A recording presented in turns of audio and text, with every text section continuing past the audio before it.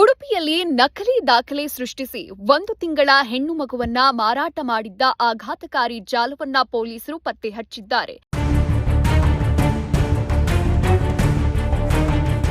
ಪ್ರಕರಣಕ್ಕೆ ಸಂಬಂಧಪಟ್ಟಂತೆ ಪೊಲೀಸರು ಉಡುಪಿಯ ಖ್ಯಾತ ಕಾಮತ್ ನರ್ಸಿಂಗ್ ಹೋಂನ ವೈದ್ಯ ಡಾಕ್ಟರ್ ಸುರೇಂದ್ರ ಕಾಮತ್ ಸೇರಿದಂತೆ 4 ಮಂದಿ ಆರೋಪಿಗಳನ್ನ ಜಿಲ್ಲಾ ಪೊಲೀಸ್ ಠಾಣೆಯ ಪೊಲೀಸರು ಬಂಧಿಸಿದ್ದಾರೆ. ಬಂಧಿತರನ್ನ ಕಾಮತ್ ನರ್ಸಿಂಗ್ ಹೋಂನ ವೈದ್ಯ ಡಾಕ್ಟರ್ ಸುರೇಂದ್ರ ಕಾಮತ್, ಮಗು ಪಡೆದಿದ್ದ ಸಂತೆಕಟ್ಟೆ ನೇಜಾರಿನ ಪ್ರಕಾಶ್, ಮಗು ಹಸ್ತಾಂತರಿಸಲು ನೆರವಾಗಿದ್ದ ಕಾರ್ಕಳ ಸೂಡಾ ನಿವಾಸಿ ಸಂಪತ್ ಮತ್ತು ನಂದಳಿಕೆಯ ಸುಪ್ರೀತಿ ಅಂತ ಗುರುತಿಸಲಾಗಿದೆ.